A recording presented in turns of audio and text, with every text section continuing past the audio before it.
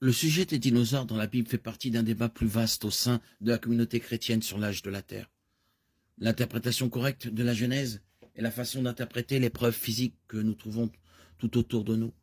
Ceux qui croient en un âge plus ancien de la Terre ont tendance à convenir que la Bible ne mentionne pas les dinosaures, car selon le paradigme de la Terre ancienne, les dinosaures ont disparu des millions d'années avant que le premier homme ne marche sur la Terre, de sorte que les hommes qui ont écrit la Bible n'ont pas pu voir de dinosaures vivants.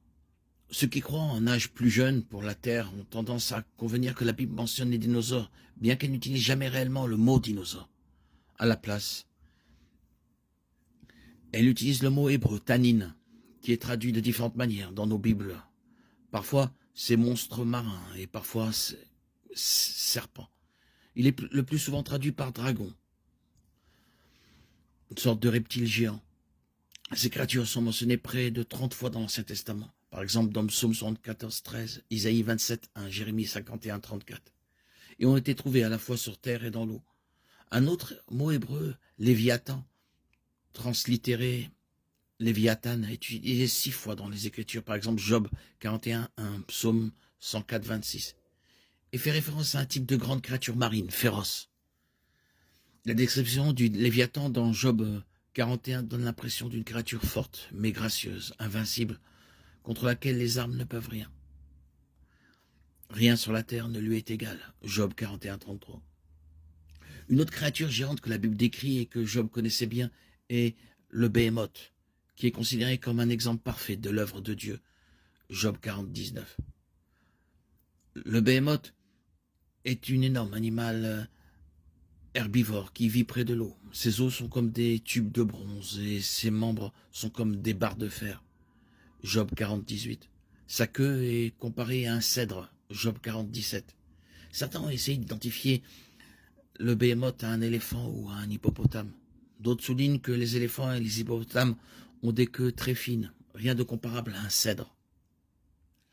Les dinosaures comme le brachiosaure, l'apatosaure et le saltasaurus, en revanche, avaient d'énormes queues qui pouvaient facilement être comparées à celles d'un cèdre.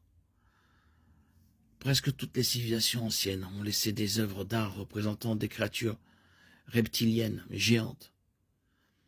Les pétroglyphes et les figurines d'argile découvertes en Amérique du Nord ressemblent aux représentations modernes de dinosaures.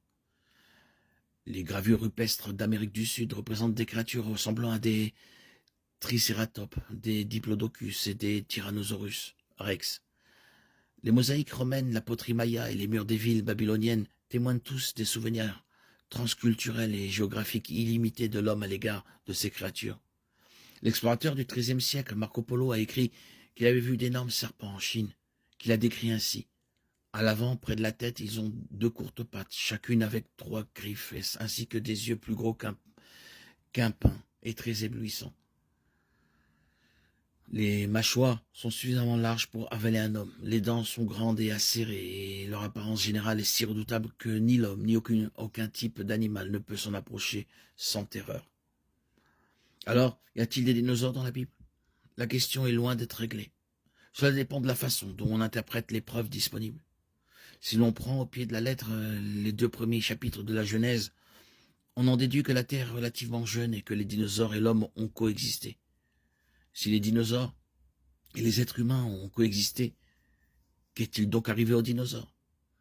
La Bible n'aborde pas la question, mais les dinosaures ont probablement disparu après le déluge en raison d'une combinaison de changements environnementaux dramatiques et d'une chasse incessante jusqu'à l'extinction.